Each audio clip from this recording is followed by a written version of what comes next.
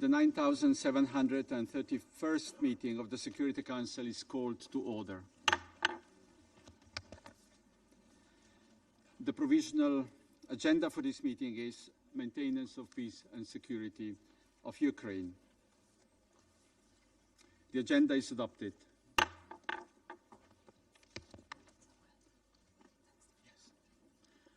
I give the floor to the representative of the Russian Federation who asked for the floor.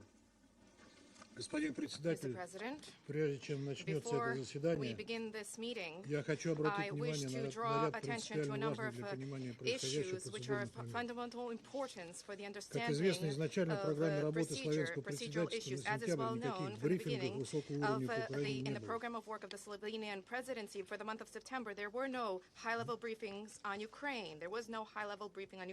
В ней фигурировало лишь одно заседание в ходе недели высокого уровня, предложенное председательством. During the high-level week, proposed by the presidency on a unifying issue, namely leadership for peace.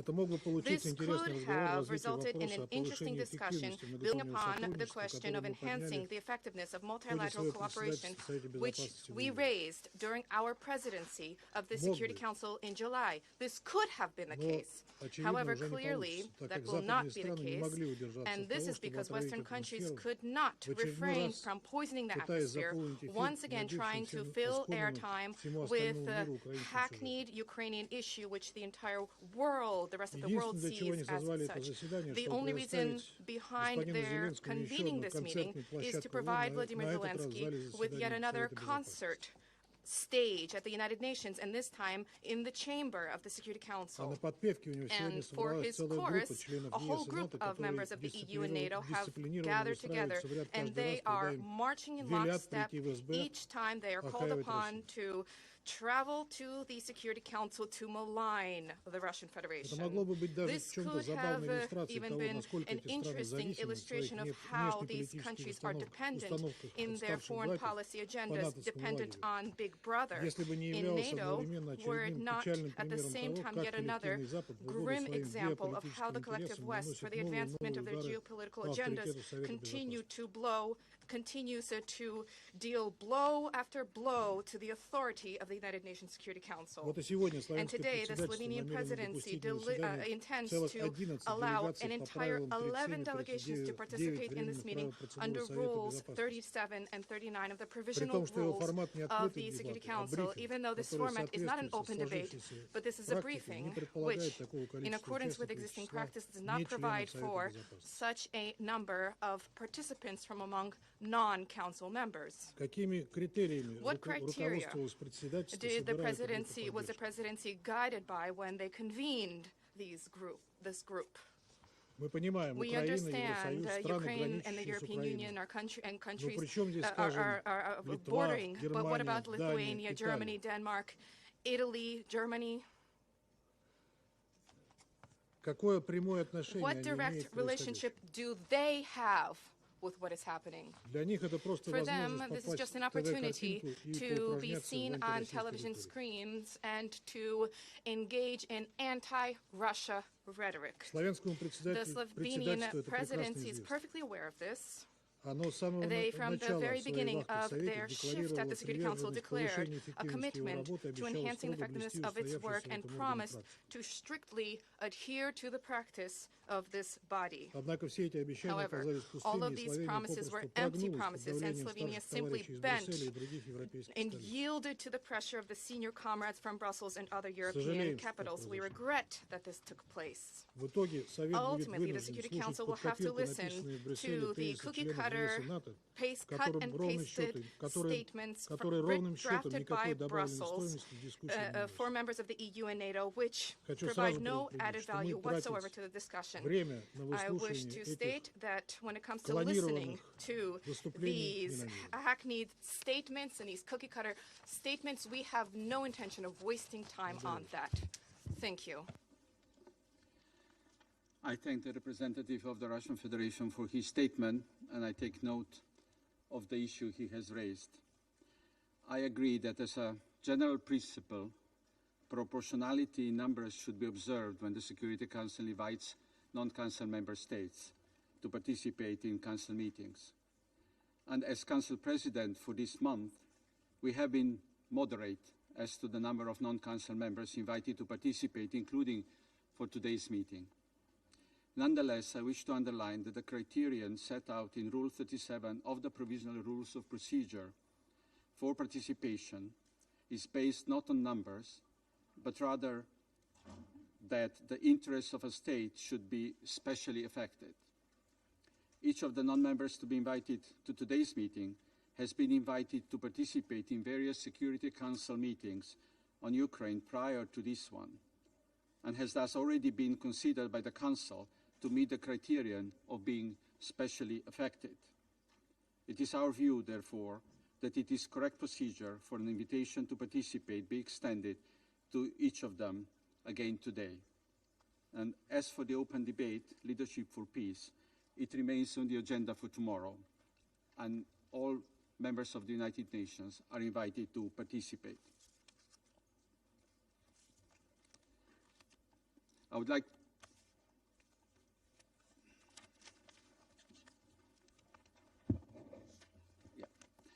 to warmly welcome the Secretary General, distinguished presidents, ministers, and other high-level representatives present in the Security Council chamber.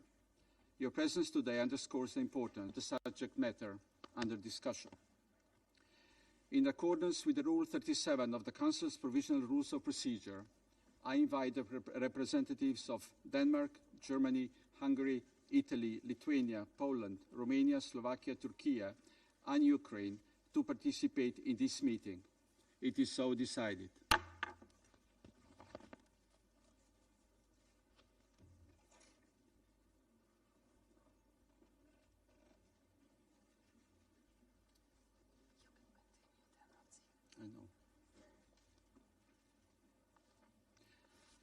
In accordance with Rule 39 of the Council's Provisional Rules of Procedure, I invite His Excellency Mr. Josep Borrell Fonteles, High Representative of the European Union for Foreign Affairs and Security Policy and Vice President of the European Commission, to participate in this meeting. It is so decided.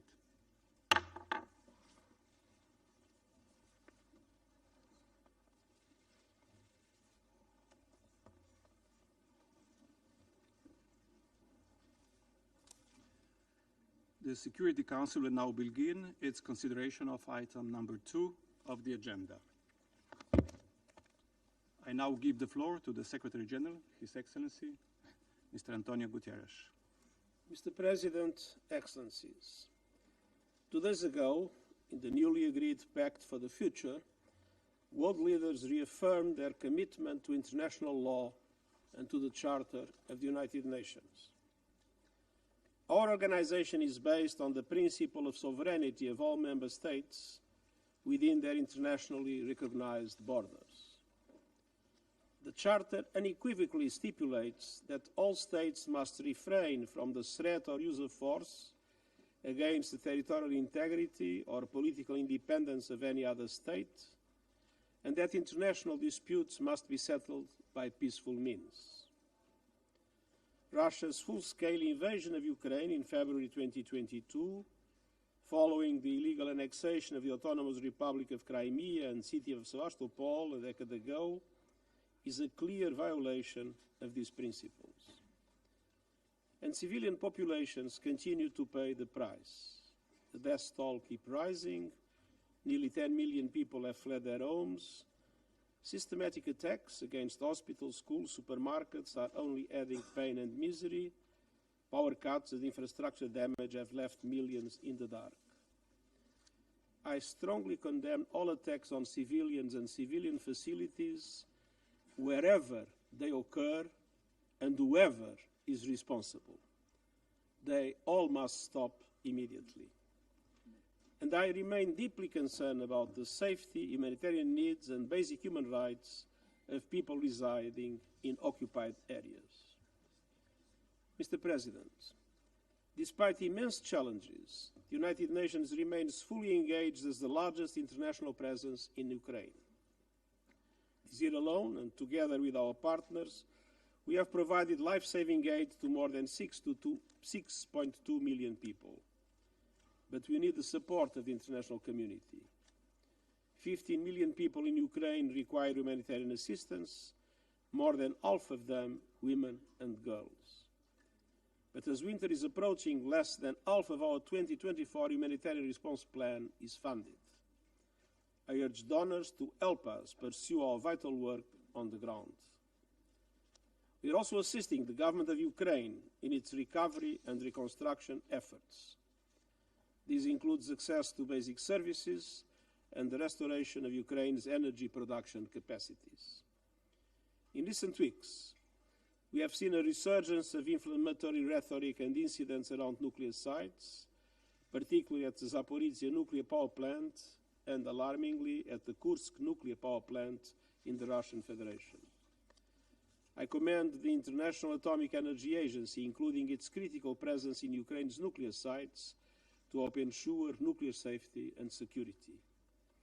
And I urge all parties to act responsibly and avoid any declaration or action that could further destabilize an already incendiary situation.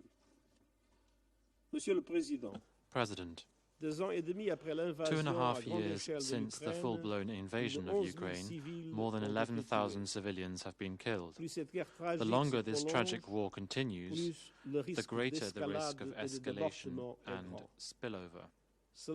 This would not only impact the region, but further deepen global tensions and divisions at a time when our world desperately needs more cooperation and collective action.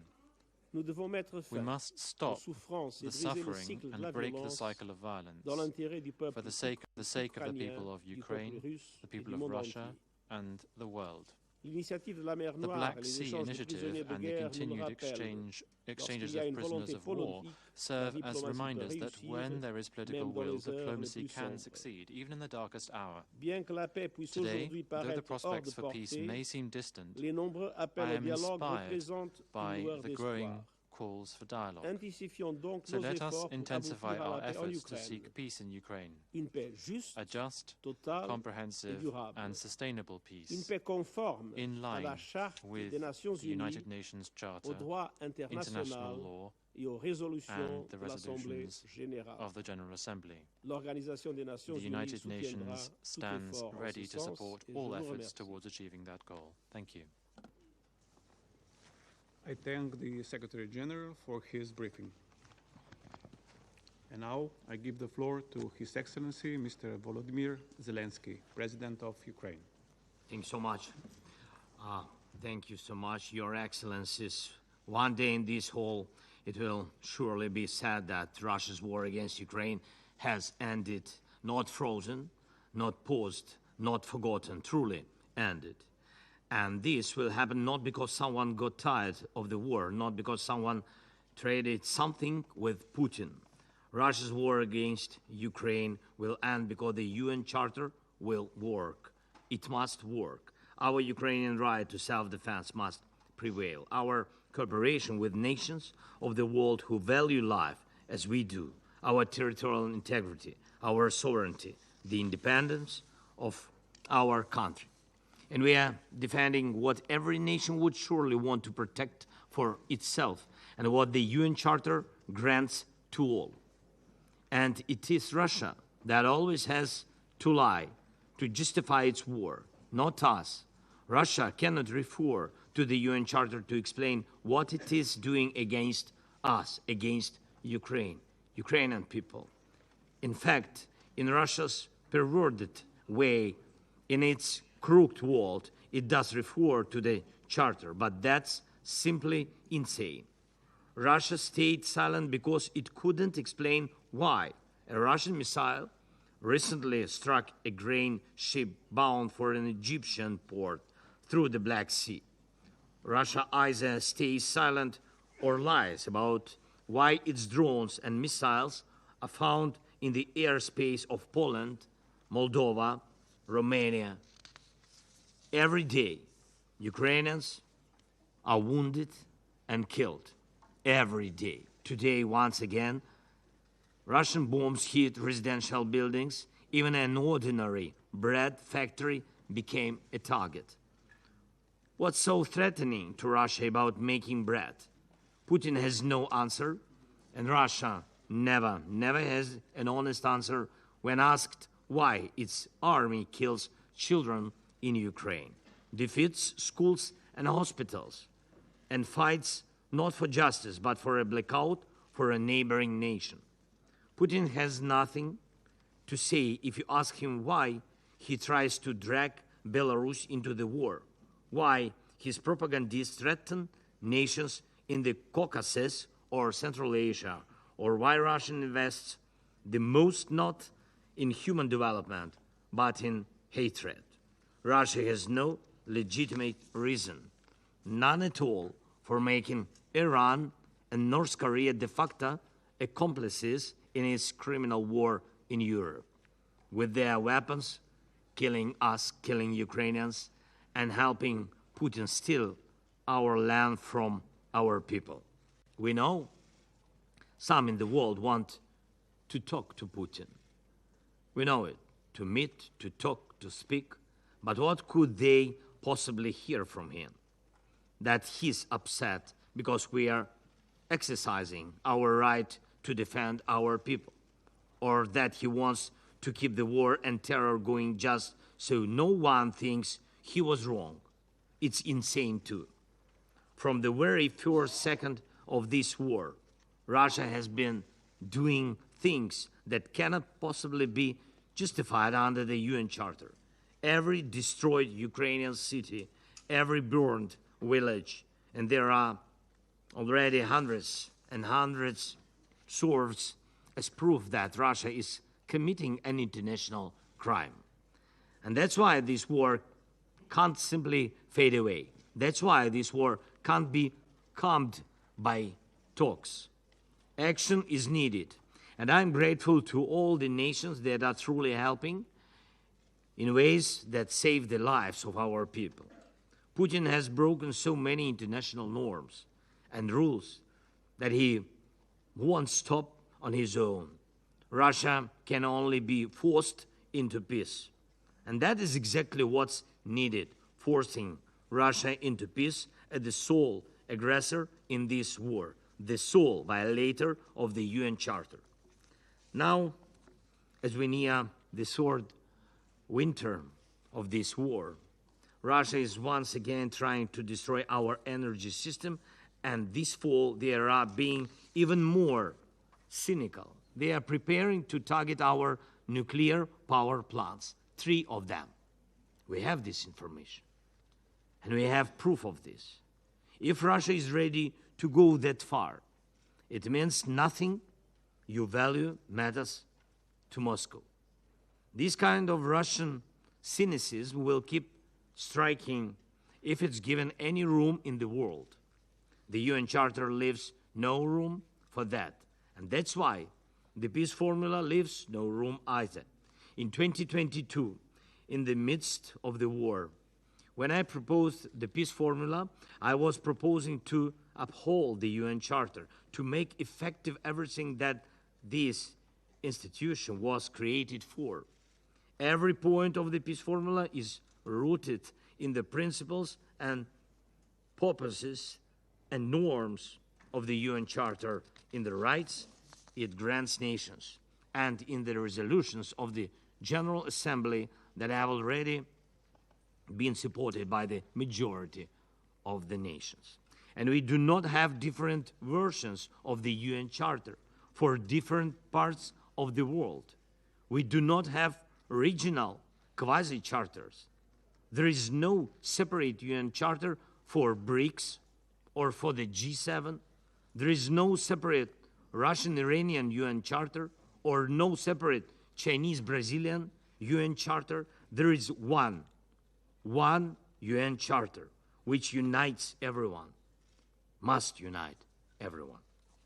The path to a just peace is the same. Clear steps that everyone understands equally, and this is reflected in the peace formula. It is the fulfillment of the UN Charter. And we all know what needs to be done if we honestly look at the situation and truly want to stop Russia's war, and most importantly, act together, of course in unity, without creating new and unnecessary divisions of the world into blocs or regional groups.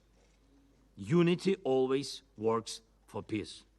And we have to prepare the second peace summit to end the war altogether. And I invite all of you, all principled nations, to join us in this process, all who truly respect the UN Charter. We invite China, we invite Brazil, I have already invited India. We are working with African nations, with all of Latin America, Middle East, Central Asia, Europe, the Pacific region, North America, all. All are equally important for peace, all, without exceptions, just as the UN Charter must work without exceptions. This is the process that will lead us to peace, to a just peace, a real peace, a peace that will last. All of us already know how to achieve it.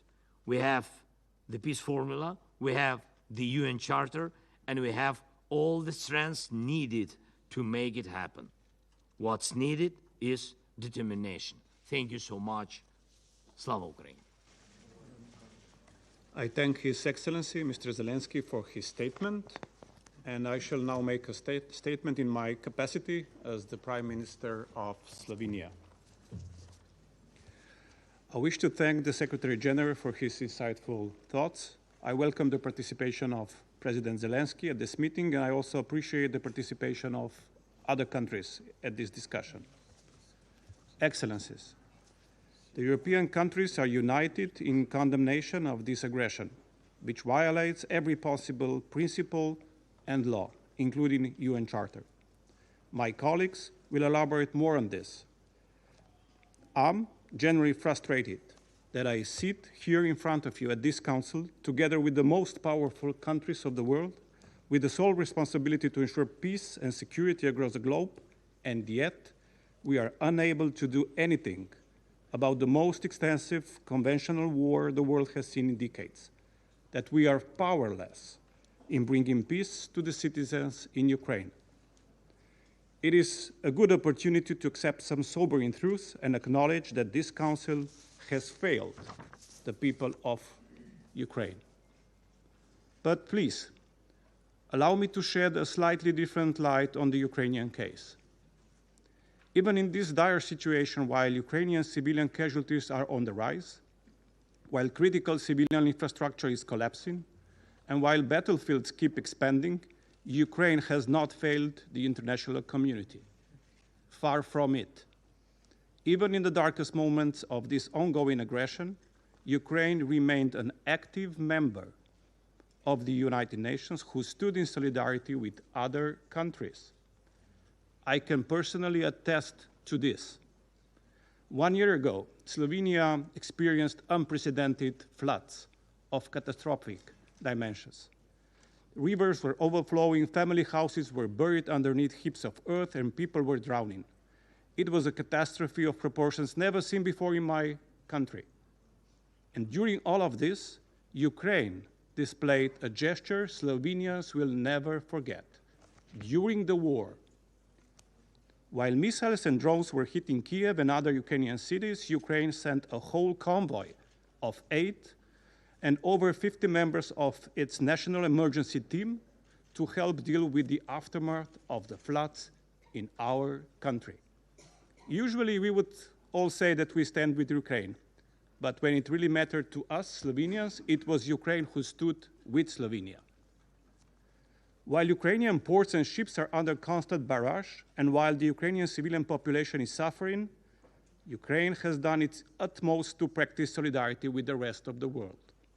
With its Grain from Ukraine initiative, it has ensured the flow of tens of thousands of tons of grain to those who need it most. Even in the midst of existential war, Ukraine stands with the international community and member states when they need it. For Slovenia, the case is clear. With this war, a lot is at stake. If Russia wins this war, then trampling of international humanitarian law and gross violations of the Charter will win as well. If Putin prevails, not only Europe, but whole of the world will become less safe and less stable. The United Nations were created to prevent bigger countries from imposing their will on their neighbors. We should not allow its members to violate rules and the UN Charter with impunity just because they believe they can. If unchallenged, each of us will pay the price. This is not a world Slovenia wants to be part of. We will do everything in our power to prevent this from becoming a new normal and preserve the integrity of the Charter and international law, not just in Ukraine, but also in Palestine and the rest of the Middle East. Dear colleagues, the process of restoring European security and healing the rifts in the international relationship can begin only when peace in Ukraine is achieved. Until then, we will keep pressing for peace. Only a just peace will give generations of Ukrainians a brighter future, and only a lasting peace will allow them to grow and flourish. Such peace cannot come at the expense of fundamental principles enshrined in the UN Charter, including the respect for territorial integrity. This vision is worth believing in and acting towards it. Slovenia will continue to stand by Ukraine until they achieve this vision of just peace. And I know Ukraine will stand with us if and when we need it. I shall now I resume my function as the President of the Council, and now I give the floor to His Excellency, Mr. Ian Borg, Deputy Prime Minister and Minister for Foreign and European Affairs and Trade of the Republic of Malta. Mr. President, I begin by thanking the Slovenian Presidency for convening today's meeting and the Secretary General for his important briefing and sobering remarks. I also welcome the participation of President Zelenskyy. Malta remains gravely concerned about the security and humanitarian situation in Ukraine. We are also deeply worried about the negative repercussions that this war is having and will continue to have on the multilateral system. By invading its sovereign neighbor in violation of international law, Russia also launched a direct affront to the UN Charter. The international community cannot and must not look the other way. This war, which has now been going on for 2.5 years, is having devastating consequences on the region and beyond. Ukraine, just like every other country, has the right to live in peace and security within its internationally recognized borders. It has been denied this right for far too long. This is why we have joined others in calling for this meeting. Mr. President, over the past 2 months, we have witnessed an intensification of attacks in Ukraine. Missiles and drones have impacted civilians and continue to increase the death toll. They have also targeted critical infrastructure in Ukraine, in particular energy infrastructure. Coordinated attacks on Ukraine's electric power system have damaged or destroyed numerous power generation and distribution facilities. The effects on the civilian population will last for years and will require significant resources. The impact that explosive remnants of war will have on future generations also merit our full attention. In the shorter term, the people of Ukraine will have to contend with an electricity deficit and limited heating during the harsh winter months. Such attacks unnecessarily endanger lives in the upcoming cold winter months. The Security Council cannot let violations of international humanitarian law go unchecked. Critical infrastructure must never be a target. Hospitals must never be a target. Schools must never be a target. And most of all, civilians and children must never be a target. We must continue our efforts to make sure that all perpetrators of such crimes are held accountable. Mr. President, it's imperative that we ensure the nuclear safety of Ukraine's nuclear power plants and to uphold IAEA's 7 pillars for nuclear safety. On numerous occasions, Malta has called on all parties to respect international humanitarian law and uphold the fundamental principles of distinction and proportionality. These are non-negotiable. This war is also having a disproportionate impact on women and children. It has created the largest displacement crisis in decades, with more than 4 million people internally displaced and 6 million living as refugees abroad. Malta strongly reiterates the need to provide humanitarian access to all aid workers operating in Ukraine, and to allow the UN and the related agencies to carry out their duties unhindered. According to OCHA, 14.6 million Ukrainians are in need of humanitarian aid. We must make sure that their needs are met. Malta is also deeply concerned with the possible escalation of this conflict due to the transfer of weapons and related materials to the Russian Federation from DPRK and Iran. This Council needs to ensure that all weapon transfers are done in accordance with international law and in line with the Security Council resolutions. Furthermore, there are also disarmament treaties which ban whole categories of weapons that should not be used in the battlefield. Mr. President, at the end of October last year, in Malta, we hosted talks on Ukraine's 10-point plan for peace, with the participation of more than 65 countries and international organizations. Malta remains committed to assisting Ukraine so as to achieve a comprehensive framework that will lead to a just as well as lasting peace for the people in Ukraine. On this occasion, we again call on the Russian Federation to cease all hostilities and withdraw its forces from the entire territory of Ukraine within its internationally recognized borders. The international community requires a lasting solution to this conflict, a peace which respects borders, human rights, and the UN Charter. Until that day comes, Ukraine has the right to defend itself from this aggression in line with Article 51 of the Charter. I thank you. Thank His Excellency Mr. Borg for his statement. And now I give the floor to His Excellency Mr. Wang Yi, member of the Political Bureau of the CPC Central Committee and Minister for Foreign Affairs of the People's Republic of China. Mr. President, Mr. Secretary General, colleagues, I thank Prime Minister Golub for chairing today's meeting. I thank Secretary General Guterres for his briefing. And I have noted the position that President Zelenskyy has stated. The Ukraine crisis is now in its third year. Conflict and fighting continue to spread, civilian casualties continue to rise, spillovers continue to intensify. But the prospects of peace are still far away. Every day that the crisis drags on brings more suffering to the people, more destruction to the region, and more volatility to the world. The situation is not sustainable and must be turned around. All parties should take peace as the priority and the people as the priority, and be genuinely committed to promoting peace talks. To that end, China has the following propositions. First, we should have a greater sense of crisis and cool down the situation. The pressing priority is to observe the three principles of no expansion of the battlefield, no escalation of fighting, and no provocation by any party. In particular, weapons of mass destruction must not be used.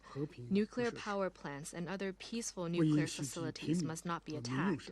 Civilians and civilian facilities must not be attacked. The more that weapons are sent to the battlefield, the more difficult it is to achieve the goal of ceasefire.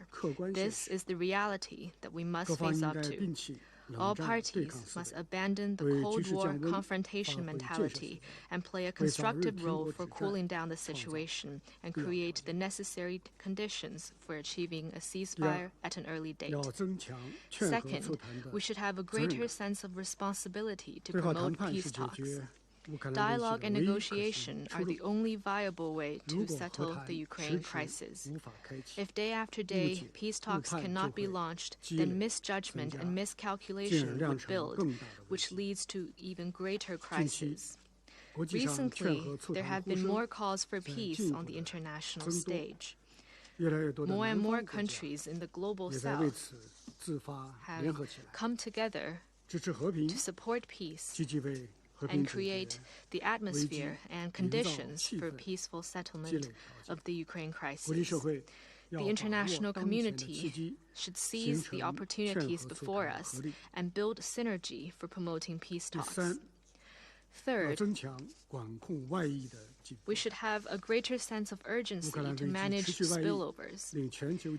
The spillover of the Ukraine crisis has further weighed down the global economy. The many countries in the global south have been severely impacted. This adds difficulty to achieving the UN 2030 Agenda for Sustainable Development. No party should make the crisis an excuse to abuse unlawful unilateral sanctions and suppress normal business activities, still less divide the world by creating various exclusive groups. China calls on the international community to strengthen cooperation on energy, finance, trade, and food security, as well as the protection of oil and gas pipelines and other critical infrastructure.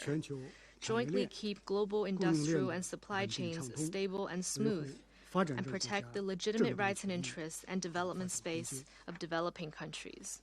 The Security Council has primary responsibility for the maintenance of international peace and security.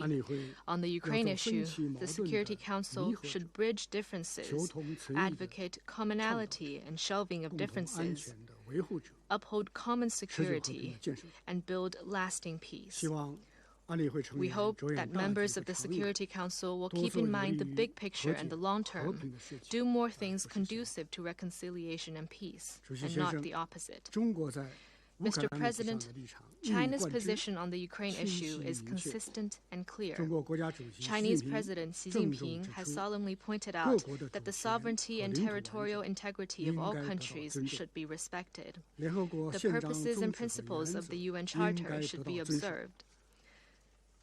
The legitimate security concerns of all countries should be taken seriously, and all efforts conducive to a peaceful settlement of the crisis should be supported. This is the authoritative and fundamental position of China on the Ukraine issue. China is not a creator of the Ukraine crisis, nor are we a party to it. China has all along stood on the side of peace. We continue engagement with all relevant parties, including Russia and Ukraine, relentlessly pursue peace talks, actively carry out shuttle diplomacy, and our efforts have received wide recognition and support from the international community. China has released the document China's Position on the Political Settlement of the Ukraine Crisis, and together with Brazil, released the 6-point consensus. We have played our due role for building consensus and promoting the political settlement of the Ukraine crisis. I also wish to make it clear that on the Ukraine issue, any move to shift responsibility onto China or attack and smear China is irresponsible and will lead nowhere. Mr. President, the world we are in is full of changes and transformation, and humanity faces challenges and risks like never before. To work for the political settlement of the Ukraine crisis and build a safer world is the common aspiration of the international community and a common responsibility of countries around the world. China calls on the international community to join hands in practicing a common, comprehensive, cooperative, and sustainable vision of security and build more consensus for a ceasefire at an early date, to send out more rational voices for political settlement, and to make more common efforts for lasting peace and security of the region. Thank you. Thank His Excellency Mr. Yi for his statement, and now I give the floor to His Excellency Mr. Antony Blinken, Secretary of State of the United States. Well, thank you very much, Mr. President, and welcome, President Zelenskyy. We meet more than 2.5 years since Russia launched the full-scale invasion of Ukraine, shredding the core principles of the United Nations Charter: sovereignty, territorial integrity, and independence. Every day since, Russia has waged a war of aggression, the textbook example of a threat to international peace and security that this Council was created to prevent and address. The question before us today is not what will Russia do? We already know that. Putin will continue to wage his unjust war. The question before us is how we, members of this Council, can end Putin's war and reinforce the international rules and rights that make all of our nations safer and more secure. There are two immediate and interrelated steps that we must take. First, we must address Russia's growing cooperation with North Korea and Iran. Iran has been providing armed drones to the Kremlin since 2022.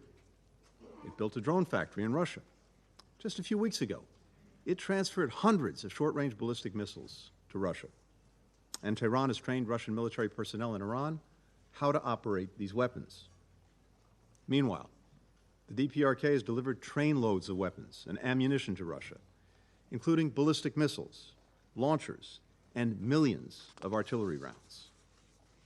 Support from Tehran and Pyongyang is helping Putin inflict carnage, suffering, and ruin on innocent Ukrainian men, women, and children, demolish Ukrainian apartment buildings, grain silos, and ports, ravage Ukrainian power plants, heating, and natural gas facilities, just as freezing temperatures are setting in. These actions by Iran, North Korea, and Russia have violated multiple Security Council resolutions, resolutions that Russia voted for and, as a permanent member, has a special responsibility to enforce. This is also not a one-way street. The more Russia relies on their support, the more Iran and North Korea extract in return. And the more Putin gives to Pyongyang and Tehran, the more he exacerbates threats to peace and security, not just in Europe, but in the Indo-Pacific, in the Middle East, all around the globe. As North Korea ramps up its military support for Russia, Putin has reciprocated with military commitments and with money. The two countries recently revived a treaty pledging to provide military assistance if either is invaded. In March, Russia used its veto to end the work of the UN panel of experts on the DPRK, which for 14 years had monitored the regime's nuclear and ballistic missile programs. Russia's banks are helping North Korea evade sanctions, freeing up more funds for its unlawful weapons programs. All this for a regime that has carried out more than 150 ballistic missile tests since 2022 and whose leader routinely threatens to obliterate South Korea and Japan and other countries. Meanwhile, as Tehran provides Putin with drones, ballistic missiles, and training, Russia is sharing technology with Iran on nuclear issues, as well as space information. The two countries have accelerated negotiations on a comprehensive strategic partnership. Last year, Russia announced plans to send Iran advanced fighter aircraft and attack helicopters. This, as Iran continues to arm, to train, and to fund proxies in the Middle East to carry out terrorist attacks across the region and beyond, including Hamas, whose appalling October 7th attacks killed civilians from over a dozen UN member states, and including the Houthis, whose attacks on international shipping have driven up the cost of food, of medicine, other supplies for people around the world, and have added to the suffering of the Yemeni people. North Korea and Iran are not the only ones aiding and abetting Russia. China, another permanent member of this council, is the top provider of machine tools, microelectronics, and other items that Russia is using to rebuild, to restock, to ramp up its war machine and sustain its brutal aggression. Now, some may ask how the United States or any other country helping Ukraine defend itself can criticize countries for providing military support to Russia. There is a profound difference. Russia is the aggressor, Ukraine the victim. Russia fights for conquest, Ukraine fights for survival. If countries stop supporting Russia, Putin's invasion would soon come to an end. If countries stop supporting Ukraine, Ukraine could soon come to an end. This brings me to the second step that members of this council can take. One of the Council's primary responsibilities is seeking to peacefully resolve conflicts. As President Zelenskyy has said, no one wants peace more than Ukraine. The United States also wants to end this conflict. And before Putin launched his full invasion, we used every tool we could to try to prevent it, including right here at the Security Council. But the way the Council seeks to end this conflict matters. The UN Charter is crystal clear on this point. When fulfilling its responsibilities, the Security Council, and I quote, shall act in accordance with the purpose and principles of the United Nations, end quote. In other words, we must seek a peace that upholds rather than undermines the UN's core tenets.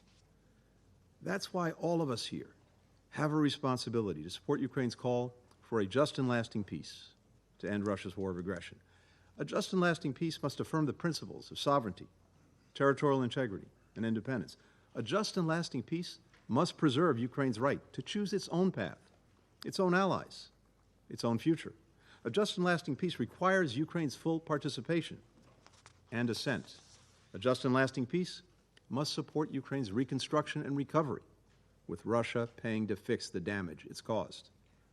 A just and lasting peace must address both accountability and reconciliation. The United States is ready and willing to work with any party dedicated to supporting peace based on these principles. Ukraine has said multiple times that diplomacy is the only way to end this war, and that it's prepared to engage in negotiations. Putin, on the other hand, has no interest in such a peace, recently declaring that Russia would return to the negotiating table only when Ukraine withdraws its troops from Donetsk, Luhansk, Kherson, Zaporizhia. In other words, when Ukraine withdraws from its own territory. Putin continues to claim falsely that Ukraine is not a real state. He continues to deny that the Ukrainian people have their own identity. In Putin's eyes, the Ukrainian people, like Ukraine itself, do not exist.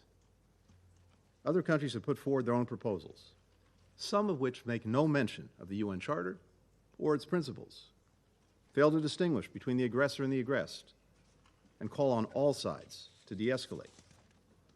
A proposal along these lines would reward Putin's aggression, allow him to rest, rearm, re-invade Ukraine, as he has done time and again.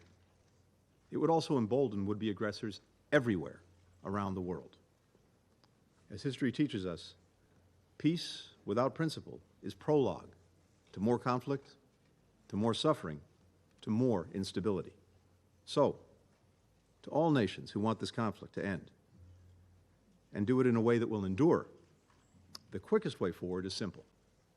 Stop those who are enabling and fueling Putin's aggression, and demand a just peace that upholds the principles of the United Nations Charter. I thank you, Mr. President. I thank His Excellency Mr. Blinken for his statement, and I give the floor to His Excellency Mr. Jean-Noël Barrot, Minister for Europe and Foreign Affairs of France.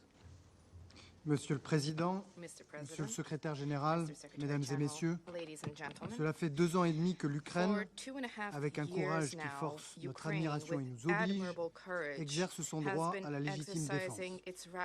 Un droit que lui reconnaît sans ambiguïté notre charte, celui de défendre sa liberté, son territoire, son indépendance, son existence. Je salue à mon tour la présence du président Zelenskyy parmi nous aujourd'hui, qui incarne ce combat mené par les Ukrainiennes et les Ukrainiens. Ce combat, c'est aussi le nôtre. Comment ne pas s'indigner face à la guerre d'agression brutale, illégale, injustifiable que mène la Russie contre l'Ukraine, devant cette violation massive et continue des principes les plus fondamentaux de la Charte des Nations Unies, devant cette obstination et cette surdité de la Russie, alors que nous avons été plus de 140 États à la réprouver et condamner dans des votes sans appel à l'Assemblée générale des Nations Unies. Comment ne pas s'indigner face au pilonnage systématique et délibéré d'objectifs civils, devant cette destruction froide et méthodique des infrastructures énergétiques qui plongent les Ukrainiens dans le noir et dans le froid? Comment ne pas s'indigner en constatant ces exactions et ces violations répétées des droits de l'homme et du droit international humanitaire? Comment ne pas condamner le viol utilisé comme arme de guerre? Rien n'est épargné aux Ukrainiennes et aux Ukrainiens. Il faut que cela cesse, il faut que les souffrances cessent. Comment ne pas s'indigner face au destin tragique des enfants de l'Ukraine, à ces jeunes patients en cancérologie à proximité des décombres de l'hôpital pédiatrique de Kiev, aux jeunes Ukrainiennes et Ukrainiens dont la santé mentale vacille, aux orphelines et aux orphelins, à ces enfants et bébés morts dans les frappes russes, à ces milliers et peut-être dizaines de milliers d'enfants arrachés à leurs familles et soumis à une rééducation en Russie ou en Biélorussie, traitement d'une indicible cruauté. Que sont-ils devenus? Que vont-ils devenir? La France continuera de se tenir aux côtés de celles et ceux qui se battent pour le retour des enfants ukrainiens et de soutenir les initiatives en cours. Il ne peut y avoir d'impunité pour ces crimes commis. La Cour pénale internationale a déjà émis 6 mandats d'arrêt contre des responsables russes et la Russie devra rendre des comptes. Personne ne doit se rendre complice de ces crimes qui choquent l'humanité. Qu'on ne dise pas que soutenir l'Ukraine et soutenir la Russie sont deux choses équivalentes. La Russie viole toutes les règles et attaque son voisin démocratique et pacifique, quand l'Ukraine exerce un droit à se défendre que le droit comme la morale lui reconnaissent. Personne ne devrait soutenir la Russie. Et la France exhorte donc l'ensemble des États à s'abstenir de fournir à la Russie des armes, des biens à double usage, ainsi que des composants qui viendraient alimenter sa guerre d'agression, au premier rang desquels la Corée du Nord et l'Iran. Nous condamnons avec la plus grande fermeté le transfert par l'Iran de missiles balistiques à la Russie, récemment confirmé. Il constitue une escalade importante et une menace directe pour la sécurité européenne. Notre préoccupation est d'autant plus forte que la Russie continue ses manœuvres agressives et dangereuses sur le continent européen de manière de plus en plus désinhibée. L'intégrité territoriale de plusieurs pays européens a été violée de manière répétée cette année et la Russie poursuit son travail de déstabilisation des démocraties telles la Moldavie ou l'Arménie, deux États démocratiques dont le seul tort pour Moscou est d'avoir choisi la liberté. Mais, mesdames et messieurs, la guerre d'agression russe est l'affaire de tous, au-delà du continent européen où elle se déroule. C'est l'affaire du monde entier. C'est une guerre contre la sécurité alimentaire et énergétique. Tant d'États et de populations sont affectés par ces conséquences, et ce n'est pas la Russie aujourd'hui, mais la France et ses partenaires qui permettent l'envoi de céréales ukrainiennes à la population civile de Gaza. La guerre d'agression russe est aussi une guerre contre l'ordre international. Accepter le fait accompli russe, ce serait accepter la consécration de la loi du plus fort. Ce serait laisser la porte ouverte à d'autres modifications de frontières par la force. Ce serait renoncer aux principes fondamentaux de la Charte des Nations Unies, dont la souveraineté et l'intégrité territoriale. Ce serait renoncer à la possibilité même de concevoir une sécurité collective. Il n'y a pas de sécurité collective sans les Nations Unies. Il n'y a pas de Nations Unies sans le respect de la Charte qui lui sert de fondement. C'est notre raison d'être ici, aux Nations Unies, qui est attaquée. Pour toutes ces raisons, le calcul reposant sur notre lassitude et notre démobilisation est et restera un mauvais calcul. La France continuera à soutenir l'Ukraine sur tous les plans et dans le long terme. Nous activerons tous les instruments européens et garantirons à l'Ukraine un chemin vers l'Union européenne et vers l'OTAN. Un autre chemin que celui de l'agression et celui de la dévastation est possible. Celui d'une paix juste qui devra se faire sur la seule base du droit international dans le respect de son intégrité territoriale. Elle ne peut prendre la forme d'une capitulation de l'agressé, car il y a bien un agresseur et un agressé. La France continuera en ce sens d'apporter son soutien au plan de paix du président Zelenskyy. L'Ukraine doit être libre de choisir ses alliances et son chemin.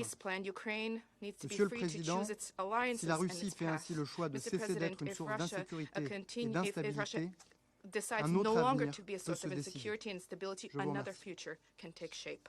Thank you. I thank His Excellency Mr. Borrell for his statement, and now I give the floor to His Excellency Mr. Cho Tu-yul, Minister for Foreign Affairs of Republic of Korea. Mr. President, I wish to thank you, Dr. Robert Golob, Prime Minister of the Republic of Slovenia, for convening this meeting. I also extend my appreciation to Secretary General Antony Guterres for his insightful briefing, and I also welcome President Zelenskyy to this important meeting. 2.5 years have passed since the Russian Federation launched its full-scale invasion of Ukraine, a conflict that continues to this day to challenge the values and norms that underpin our collective global security. The Republic of Korea remains steadfast in supporting the independence, sovereignty, and territorial integrity of Ukraine. Despite repeated calls from the Security Council members for an immediate end to the war, Russia continues its brutal attacks, claiming tens of thousands of civilian lives and destroying the livelihood of millions of innocent citizens. Even more worrying is the recent escalation along the battlefronts, which has led to a significant increase in civilian casualties and the destruction of critical infrastructure. Our hearts are heavy as we witnessed the humanitarian tragedy unfolding in Ukraine. As a nation all too familiar with the anguish of conflict, the Republic of Korea profoundly emphasizes with the struggles endured by the Ukrainian people. This shared understanding strengthens our resolve to end this war and restore peace in Ukraine. The Ukraine Peace and Solidarity Initiative, launched by President Yoon Suk-yeol on the occasion of his visit to Kiev in July 2023, is a powerful testament to our solidarity with Ukraine. Under this initiative, the Republic of Korea committed $200 million in humanitarian assistance to Ukraine this year. Starting from next year, we will provide $2 billion to be spread out for 5 years to support Ukrainians' reconstruction. We are also collaborating with international partners through the Ukraine Donor Platform in support of reconstruction efforts in Ukraine. Mr. President, we express grave concern over the military cooperation between the Russian Federation and North Korea. The number and targeted areas of Russia's attacks using North Korean ballistic missiles are increasing in both frequency and intensity, which results in endangering civilians and promoting this brutal war. This constitutes an unequivocal violation of multiple UN Security Council resolutions. The deepening military cooperation between North Korea and Russia, which was highlighted by the signing of the so-called Comprehensive Strategic Partnership Treaty, not only threatens the peace and security on the Korean Peninsula, but also of Europe. It is deplorable that Russia, a permanent Security Council member and one of the founding states for the non-proliferation regime, violates Security Council resolutions and engage in illegal arms trade with North Korea. Any cooperation that directly or indirectly aids North Korea's military capability is a blatant violation of the relevant United Nations Security Council resolutions and undermines non-proliferation regime. We strongly urge North Korea to comply with the relevant Security Council resolutions and to respond to our proposals to engage in dialogue. Mr. President, the ongoing conflict in Ukraine has aggravated geopolitical tensions worldwide, presenting us with challenges of unprecedented scale. In order to fulfill its fundamental duty of maintaining international peace and security, the Security Council must devise effective strategies to navigate the complexities and overcome its inherent constraints. As a non-permanent member of the Security Council, the Republic of Korea reaffirms its unwavering support for and active participation in the Council's work to this end with a renewed sense of urgency. Thank you very much. I thank His Excellency Mr. Cho for his statement, and I will now give the floor to His Excellency Mr. Ignacio Cassis, Federal Councillor and Head of the Federal Department of Foreign Affairs of Switzerland. Merci, Monsieur le Président. Thank you, President. Monsieur le Secrétaire Général, Secretary General, chers collègues, dear colleagues, Mesdames et Messieurs, ladies and gentlemen. Il est crucial que ce Conseil continue de réfléchir aux moyens de rétablir la paix et de mettre fin à la guerre russe contre l'Ukraine, et ceci en présence de l'Ukraine. and this Je with salue également Ukraine. la présence And I du would président like to Zelensky. greet Mr. Zelensky today. Je crois fermement à I firmly l'importance believe du in the respect de la importance of Charte des respecting Nations the Unies, United Nations du droit Charter, international international humanitaire, humanitarian law, ainsi qu'en l'application and des the conventions de application of Genève the Geneva dont Conventions, nous célébrons les whose 75 ans cette 75th année. anniversary we are celebrating this Et year. pourtant, And yet, malgré tous les outils despite all établis the tools après la Deuxième Guerre established mondiale, since the nous Second n'avons World pas War, réussi à faire taire we have les not armes. succeeded in silencing the weapons. Nous n'avons pas pu We have empêcher not qu'un been nombre able to incalculable de prevent civils countless en subissent les civilians conséquences. from suffering the consequences. Mesdames et messieurs, Ladies and gentlemen, jusqu'à présent, until now, ce Conseil this Council n'a pas assumé has la not responsabilité.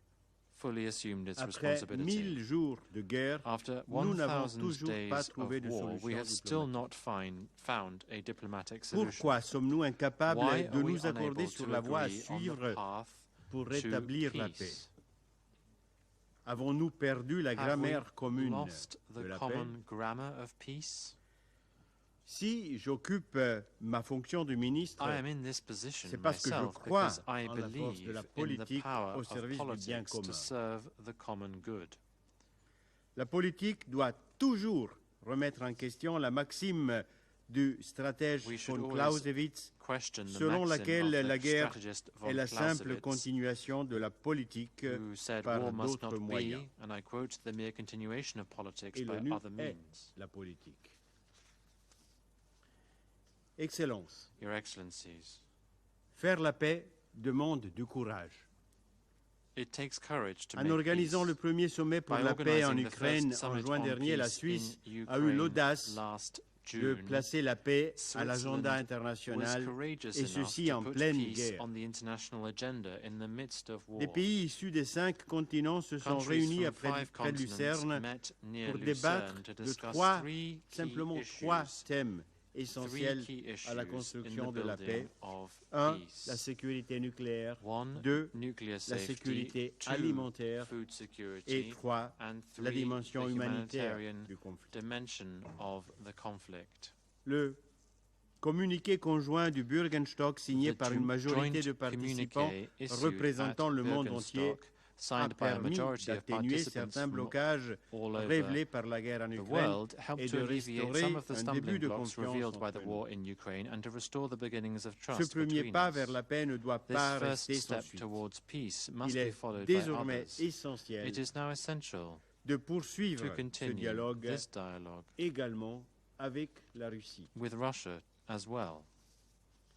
Seule une diplomatie Only pragmatique pragmatic pourra nous diplomacy sortir de can cette get us impasse out of this qui a déjà coûté impasse, trop de vies. which has already cost too many Mesdames et lives. messieurs, Ladies and si la gentlemen, paix doit être notre while priorité, peace must be our la priority, reconstruction de the l'Ukraine est reconstruction également of une Ukraine is responsabilité also a collective. collective responsibility. Une paix durable Lasting dépendra peace également will d'une also reconstruction depend bien on préparée. well-prepared reconstruction. Dès le début du conflit, la Suisse a posé les bases de Switzerland laid cette the foundations reconstruction for this avec la reconstruction conférence right de Lugano. from the start of the conflict with the L'une Lugano de nos Conference. priorités One of our est le déminage priorities is humanitaire. humanitarian Nous, demining. nous investissons We actuellement are 120 currently millions de investing dollars $120 million pour déminer les zones in civiles et demining agricoles en civilian Ukraine. and agricultural areas in Ukraine. La conférence Ukraine The Mine Ukraine Action Mine Conference, Action Conference, organisée par la Suisse et co-organised l'Ukraine dans by quelques Switzerland semaines, and le 17 et le Ukraine 18 octobre in a few weeks' prochain time, on en the Suisse, 17th and 18th of discutera des October in besoins Switzerland, et will des discuss solutions the needs and pour cette action. solutions for this action.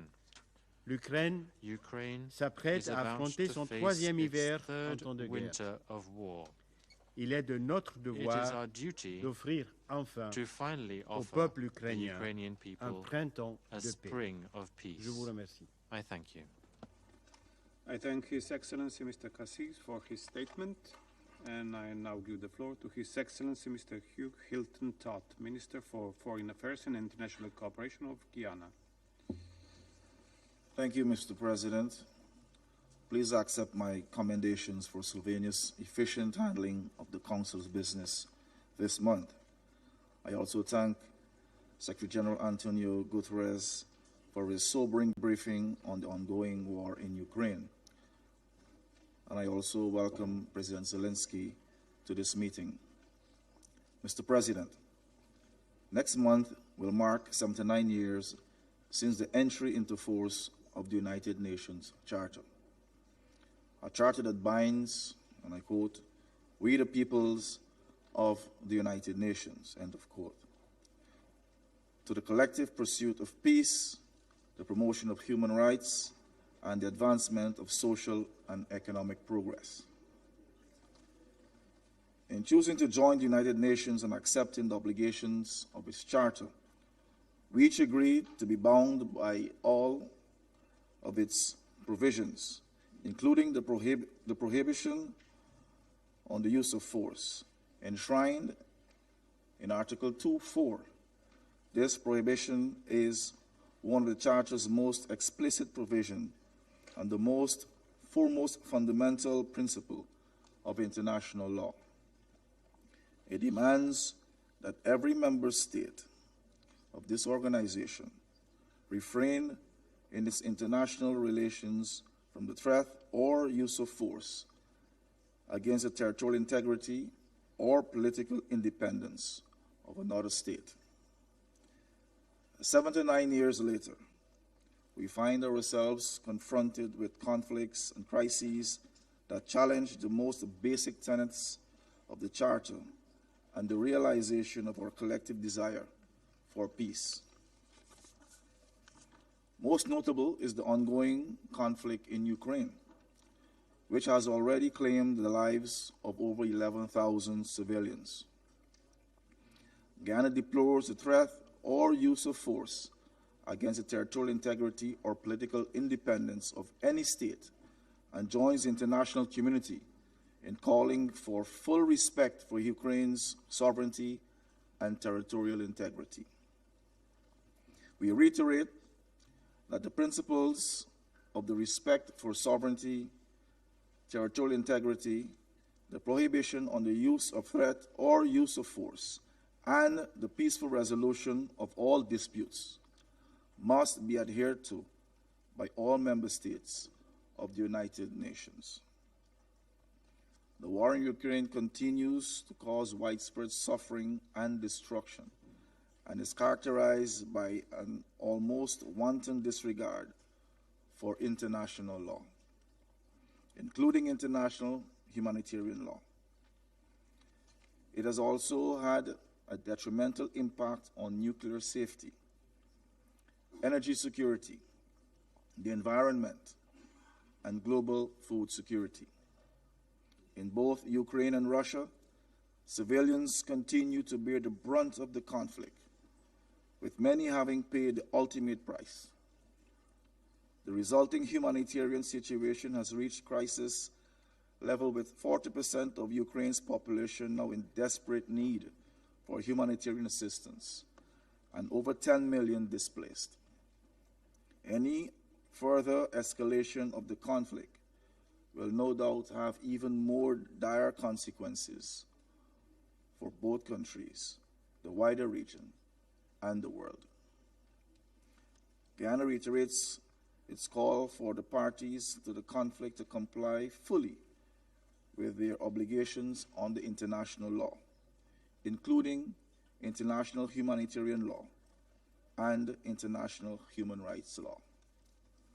We also call on the Russian Federation to allow full, unhindered humanitarian access to the people in need in the temporarily occupied territories. Mr. President, in seeking a path to lasting peace, Guyana would like to underscore the following 3 points. First, we wish to emphasize that this conflict cannot be solved through military means. Only a serious political and diplomatic process can pave the path to peace. Guyana commends the efforts of those who have committed to finding pathways to peacefully ending the war and stresses the need for this to be a collective endeavor. We therefore encourage further intensification of diplomatic dialogue with the conflict parties toward the de-escalation of hostilities and in the pursuit of sustainable peace. Second, Respect for the provisions of the UN Charter and international law must be upheld. The acquisition of territory by force must not be condoned in any way, either individually or collectively. Every state must be able to pursue its national development without an unnecessary and expensive burden of having to arm itself in defense and the sovereignty and territorial integrity. My third and final point is that for the bells of peace to ring, the drums of war must be silenced. In this respect, Ghana reiterates its call for the Russian Federation to immediately withdraw its military forces from the internationally recognized territory of Ukraine and end its invasion of Ukraine. This can be the first step towards finding a lasting and sustainable peace. President, Excellencies, as we prepare to mark the 79th anniversary of the entry into force of the United Nations Charter on the 24th of October, let us use the opportunity to reaffirm our commitment to its purposes, principles, and to international law. Let us also reaffirm the primacy of international cooperation and diplomacy in preventing conflicts and settling disputes. We, the peoples, deserve no less. I thank you. I thank His Excellency Mr. Todd for his statement, and now I give the floor to His Excellency Mr. Ahmed Attaf, Minister of Foreign Affairs and National Community abroad of Algeria. أشكركم السيد الرئيس.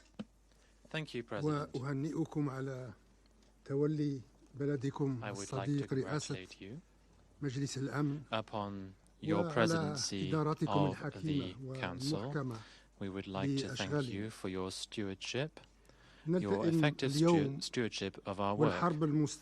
We are gathered here today at a time when war is still raging in Ukraine and is spilling over into the third year without there being a horizon for a solution, a prospect of a solution on the horizon, and without any progress seeming to have been made to contain the effects and the repercussions of this conflict.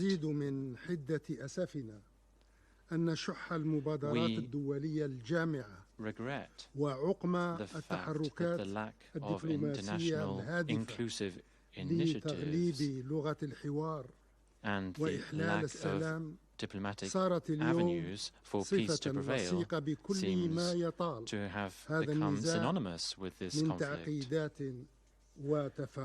with its complications. At a time when the situation seems to confirm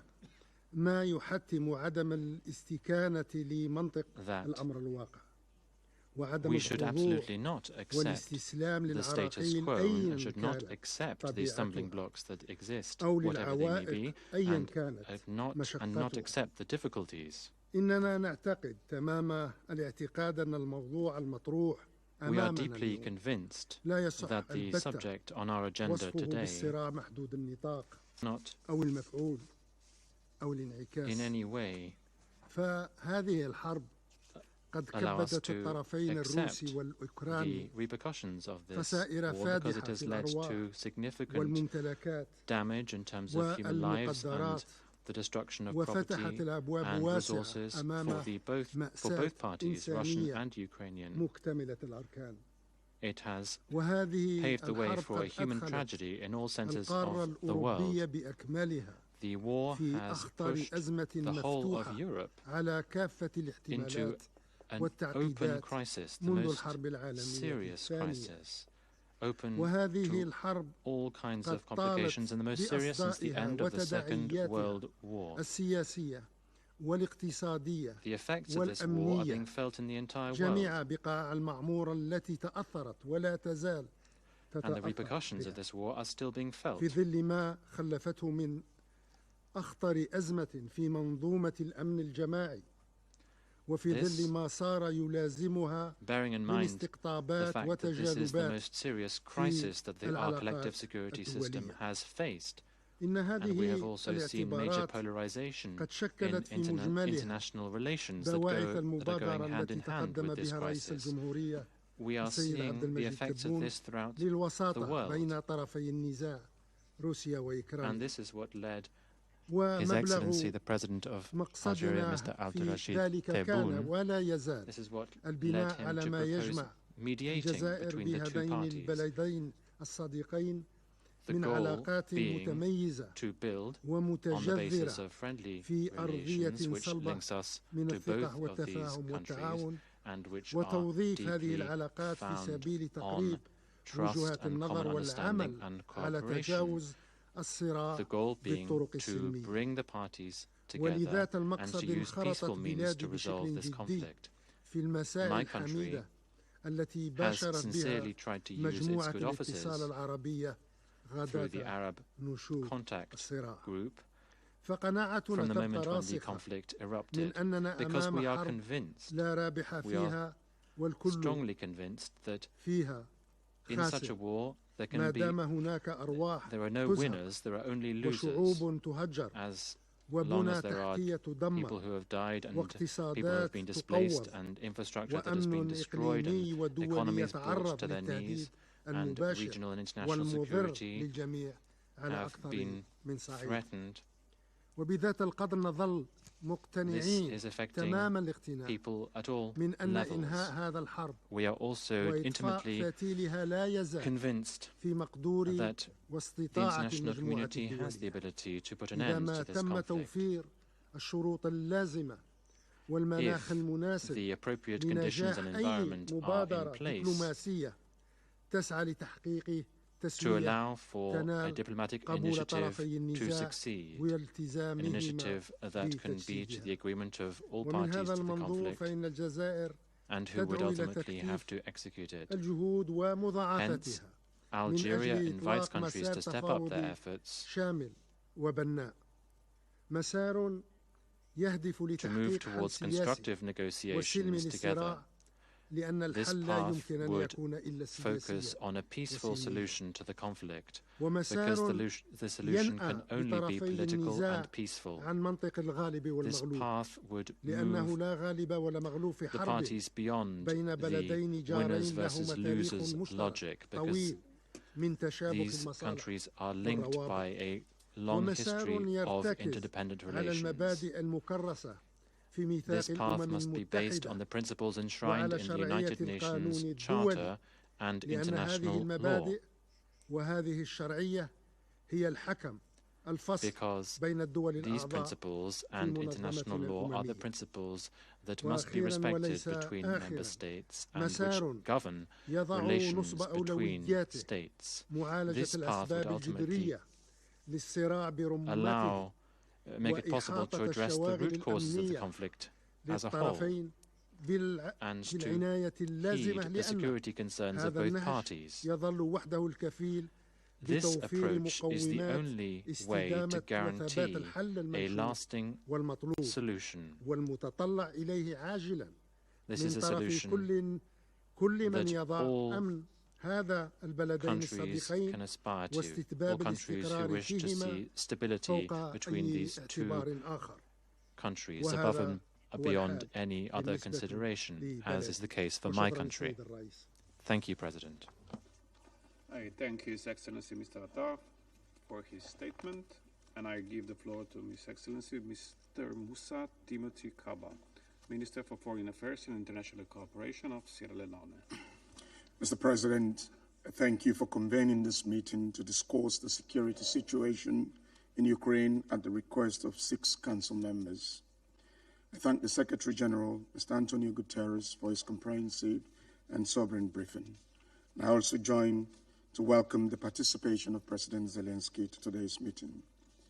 As the war in Ukraine enters its 941st day, Sierra Leone remains deeply concerned about the continuous aerial attacks on heavily populated areas in cities and towns, causing untold suffering to civilians who find themselves trapped in this conflict.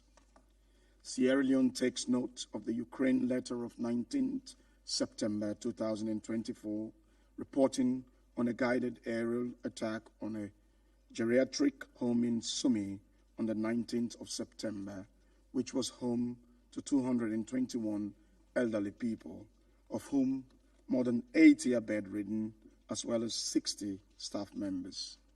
The attack reportedly killed one elderly person and injured at least 13 others.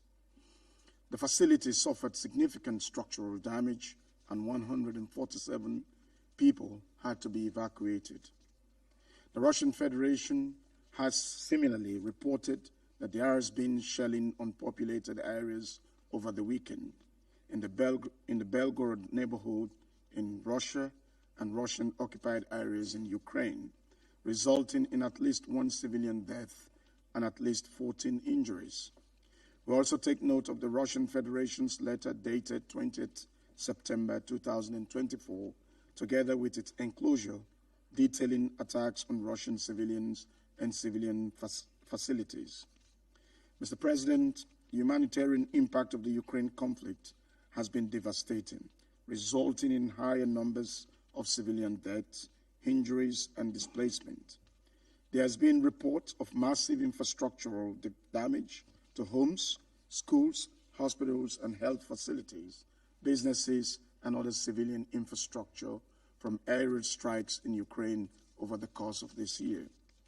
Tragically, several first responders to these attacks also lost their lives and suffered injuries from repeated attacks on the same site.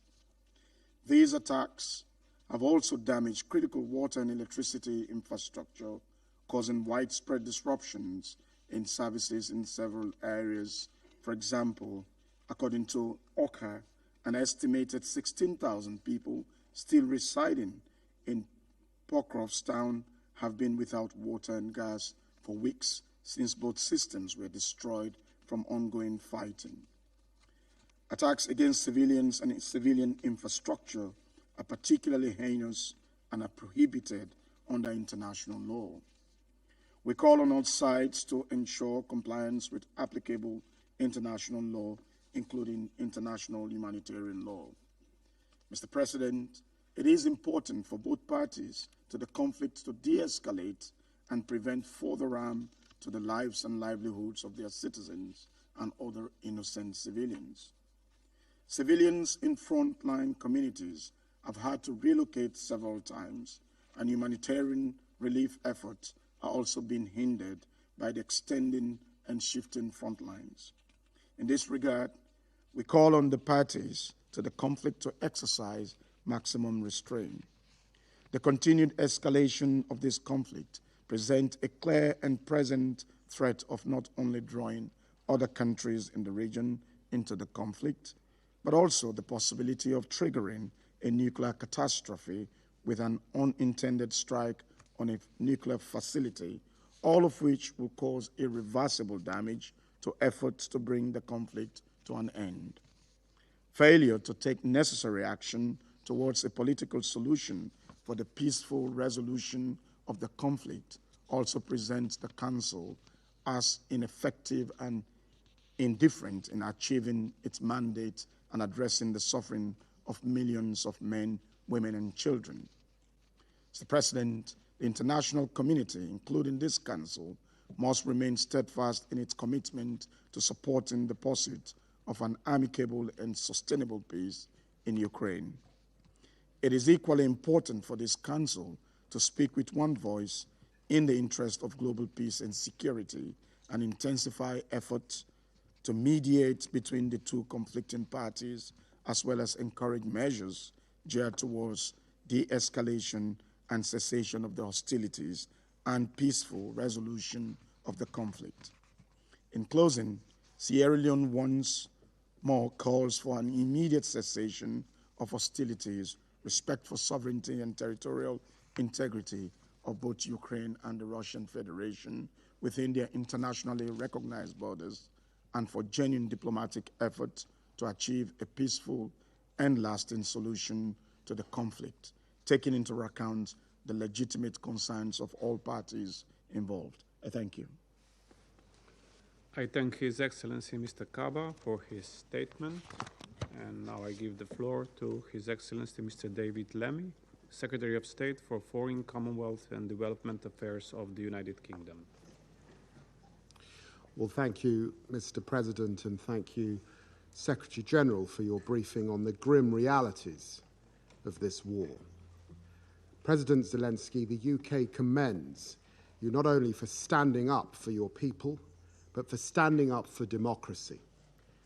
Seeing you in Kyiv a few weeks ago with Secretary Blinken, I saw ordinary people from all walks of life, the soldiers and the civilians, the firefighters and the first responders, the mothers and the fathers, working together in defense of freedom. Your bravery and courage is an inspiration to us all. But, Mr. President, I also want to speak directly to the Kremlin and its representative here today. And Vladimir Putin, Russia sits on this council, but its actions tear up the UN Charter. Russia sits on this council, but over the weekend we saw it put forward amendments designed to wreck the UN's future. Russia claims to stand for the global south, but it runs roughshod over international law. Vladimir Putin, when you fire missiles into Ukraine hospitals, we know who you are. When you send mercenaries into African countries, we know who you are. When you murder opponents in European cities, we know who you are. Your invasion is in your own interests, yours alone, to expand your mafia state into a mafia empire, an empire built on corruption, robbing from the Russian people as well as Ukraine, an empire built on crushing dissent, courageous opponents like Navalny, an empire built on lies, spreading disinformation at home and abroad to sow disorder. Mr. President, I speak not only as a Briton, as a Londoner, and as a Foreign Secretary, but I say to the Russian representative on his phone as I speak that I stand here also as a black man whose ancestors were taken in chains from Africa at the barrel of a gun to be enslaved, whose ancestors rose up and fought in a great rebellion of the enslaved. Imperialism, I know it when I see it, and I will call it out for what it is. In this week, when I'm here talking to other partners around the world about our shared futures and the future of the UN, Russia is trying to return us to a world of the past, a world of imperialism, a world of redrawing borders by force, a world without the UN Charter. We cannot allow this to happen. Ukraine's fight matters to all of us. The UK will remain Ukraine's staunchest supporter. Because, Mr. President, these are the stakes. If we let an imperialist redraw borders by force, those will not be the last borders to be redrawn. If we let an imperialist deny a nation its path, Ukraine will not be the last state to be subjected. Maduro will take encouragement and go for Guyana next. So let me be clear. We want peace in Ukraine. We want it for the Ukrainian people. As President Zelenskyy has said, it must be a peace that respects the fundamental principles that underpin the United Nations, the principles of sovereignty and territorial integrity, as enshrined in this UN Charter, the Charter of the United Nations. Putin's Russia wants to unravel it. We want to uphold it. and we will. As President Zelenskyy said, the UN Charter will prevail. Slava Ukraini. I thank His Excellency Mr. Lemmy for his statement and give the floor to His Excellency Mr. Akahori Takeshi, Minister of Foreign Affairs of Japan. Mr. President, I thank you and the delegation of Slovenia for organizing this important meeting. More than 2.5 years have passed since Russia launched its brutal aggression against Ukraine. Japan again condemns Russia's aggression in the strongest possible terms and repeatedly demands its withdrawal from Ukraine. First and foremost, please allow me, on behalf of the government of Japan, to pay tribute to and express solidarity with President Zelenskyy and the Ukrainian people, who have been fighting to uphold the inalienable principles of the UN Charter for the political independence, sovereignty, and territorial integrity of their country since the start of the aggression. Today, Japan reaffirms its unwavering support for Ukraine. As the aggression continues and civilian casualties mount day by day, Russia's attacks targeting critical infrastructure such as hospitals, schools, and power plants are threatening the future of the Ukrainian people. Russia must uphold its obligations under international humanitarian law. Deliberate and indiscriminate attacks on civilian targets are in flagrant violation of international law and constitute war crimes. Japan condemns Russia's illegal abduction of children who should bear the future of Ukraine. We strongly urge Russia to release all persons unjustly detained and to safely return all civilians illegally transferred or deported. The damaging impacts of Russia's war of aggression go well beyond Ukraine. In addition to the mass displacement of people from Ukraine, we are witnessing the dire consequences of food and energy insecurity, particularly in vulnerable and developing countries. Japan commits to protecting the human dignity of those made vulnerable due to the conflict, including women and children, and to continue its support to them. It is unacceptable that a permanent member of the Security Council, on which the UN Charter confers the primary responsibility for the maintenance of international peace and security, is continuing to disregard international law by attempting to unilaterally change the status quo by force. In fact, Russia has violated Security Council resolutions it had voted in favor of by procuring ballistic missiles from North Korea and using them against Ukraine. In addition, we are deeply concerned about Iran's transfer of ballistic missiles to Russia. All UN member states must refrain from aiding Russia's aggression directly or indirectly. Furthermore, Japan condemns Russia's seizure and continued control and militarization of the Zaporizhia nuclear power plant. As the only country to have ever suffered atomic bombings during the war, Japan does not accept Russia's nuclear threats, let alone its use of nuclear weapons. In order to protect the international order based on the rule of law, it is essential to achieve a comprehensive, just, and lasting peace in Ukraine based on the principles of the UN Charter. The overwhelming majority of the international community shares this view. The only country worthy of blame for the present situation of Ukraine is Russia. UN member states, including the members of the Security Council, should make it clear that it was Russia that started this unjustified war of aggression. The rule of law is indispensable for multilateralism, and the United Nations should embody multilateralism. For this cause, all nations must fulfill their responsibilities to strengthen the governance of the United Nations. In order to reflect the realities of the 21st century and effectively maintain international peace and security, strengthening the functions of the United Nations, including through Security Council reform, is necessary. Japan is determined to continue exercising leadership to this end. In conclusion, Mr. President, as a country determined to seriously contribute to the maintenance of international peace and security, Japan once again strongly calls on Russia to immediately, completely, and unconditionally withdraw from Ukraine. Japan will stand with Ukraine so that peace and justice prevail. I thank you. I thank His Excellency Mr. Akahori for his statement. And now I give the floor to His Excellency Mr. Manuel Gonçalves, Deputy Minister for Foreign Affairs and Cooperation of Mozambique.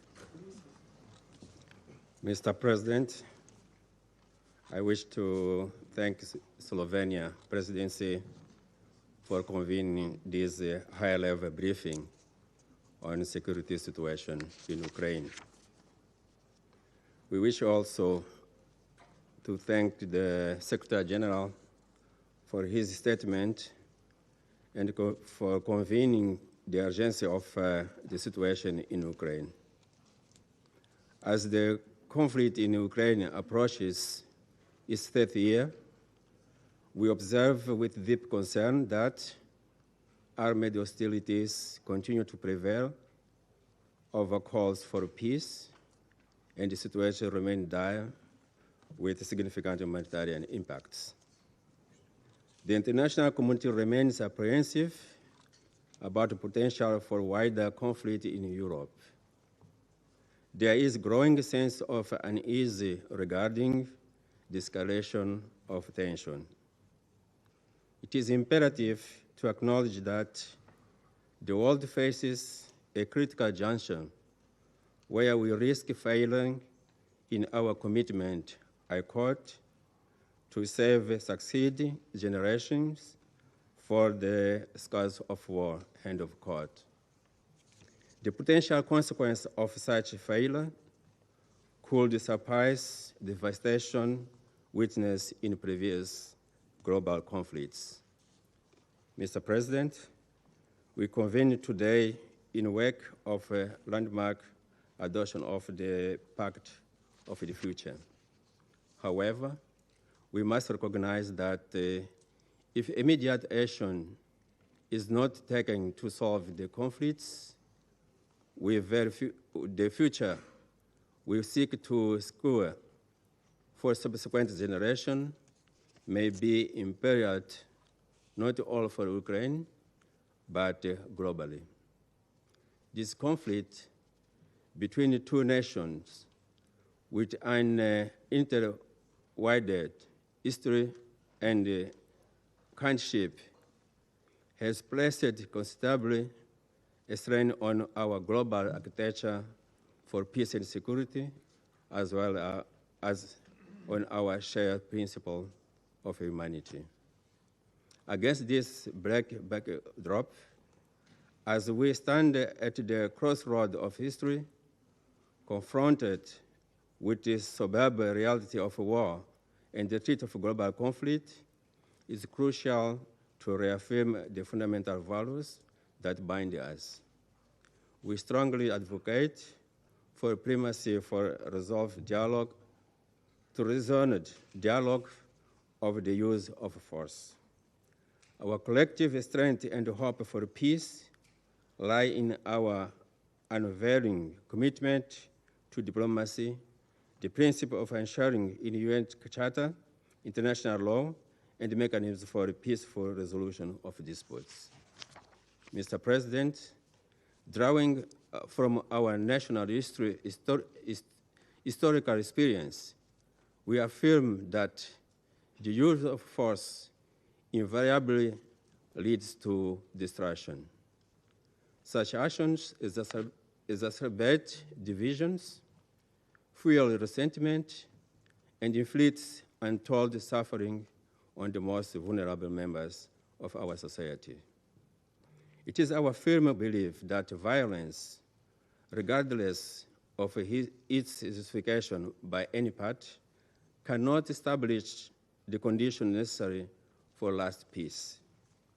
It is through reasoned dialogue, patient, principled approach, and determined pursuit of justice and mutual understanding that we can build the foundation of a world where the future generation are safeguarded from the threat of armed conflict.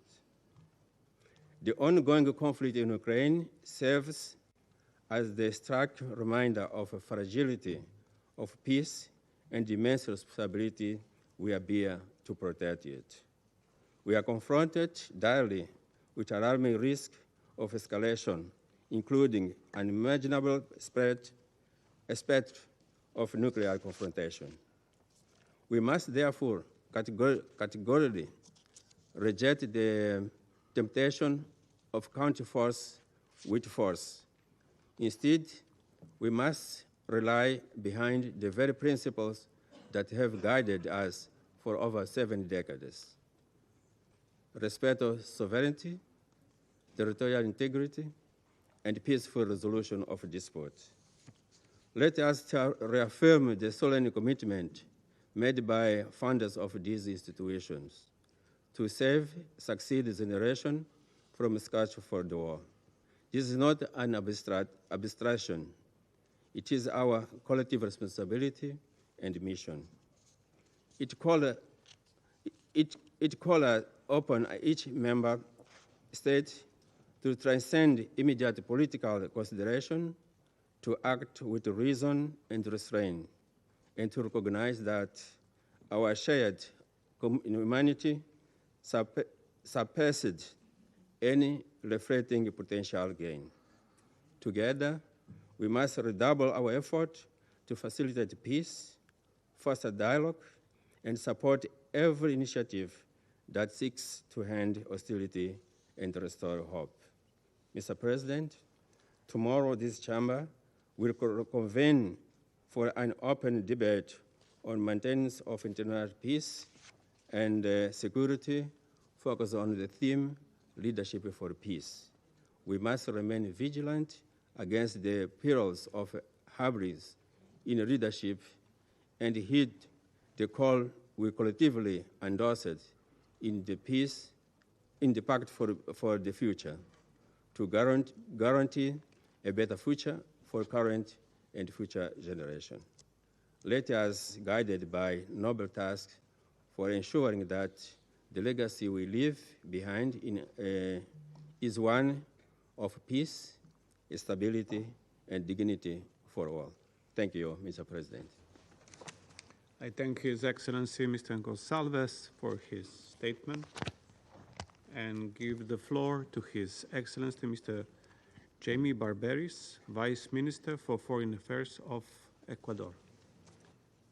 Señor Presidente, President, I begin by thanking Secretary General Antonio Guterres for his tireless efforts for peace, and I recognize the presence here of senior officials in this chamber, whom my delegation has listened to and will continue to listen to respectfully.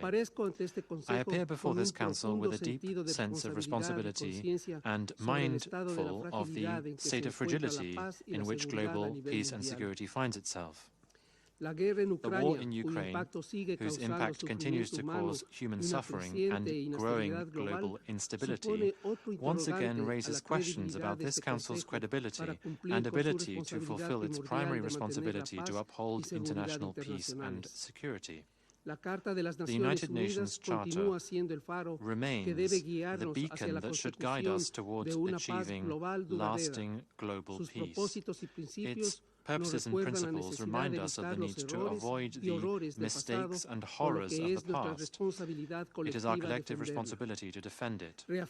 I reaffirm my country's unwavering commitment to the fundamental principles of international law, respect for sovereignty, territorial integrity, and the political independence of states is non-negotiable. Paragraph 4 of Article 2 of the Charter is crystal clear, and there is no provision whatsoever that admits or legitimizes the use or threat of use of force as a way of resolving disputes between nations. That is why, since the conflict erupted in February 2022, my country has maintained a strong, coherent position in line with international law and the UN Charter. We condemned the invasion of Ukraine, and we have consistently supported the resolutions adopted by the UN General Assembly, as well as the provisional measures against the Russian Federation by the ICJ in March 2022. President, the communities affected by the conflict are facing an unprecedented humanitarian crisis. Attacks on civilians and civilian infrastructure continue to devastate people's lives and to destroy means of survival, including beyond Ukraine's borders. Ecuador has called on both parties to protect civilians, to move fighting away from populated areas, to safeguard civilian infrastructure, and to adhere to the principles of distinction, proportionality, and precaution as international humanitarian law stipulates. In addition to this, my country has called for the implementation of Resolution 2730 and those pertaining to the protection of humanitarian personnel and the United Nations personnel, facilitating unhindered access for humanitarian aid to all areas and to those affected is of critical importance. President, the impact of this conflict is not limited to the borders of Ukraine and Russia. The economic, energy, and food-related consequences of the war are affecting developing countries, compromising global efforts to achieve the Sustainable Development Goals. We should also bear in mind the risk that this war spills over into a broader conflict. The intensification of hostilities threatens to bring us to a state of confrontation which would have unfathomable consequences. Given this, the UN Secretary-General's call for there to be an end to hostilities and the efforts of international actors to put an end to this conflict must be supported. I reiterate Ecuador's availability and willingness to support all initiatives to restore peace and security in Ukraine and in the wider region. Dialogue and diplomacy cannot be viewed as red lines. President, Your Excellencies, Ecuador's experience has shown that even the most long-standing conflicts can be solved through dialogue and diplomacy. Although we are well aware of how complex the situation in Ukraine is and of the geopolitical tensions surrounding it, it is this experience that leads us to the belief that we can find a solution for peace in Ukraine. This Council has the historic responsibility to contribute to the quest for peaceful solutions, rejecting the use of force as a way of resolving disputes and working for a world in which collective security prevails. That is why, to conclude, Ecuador joins the call for the Russian Federation to end its military operations in Ukraine so that we can move without further delay towards a negotiated solution towards a sustainable peace based on international law and the principles enshrined in the United Nations Charter. Thank you very much.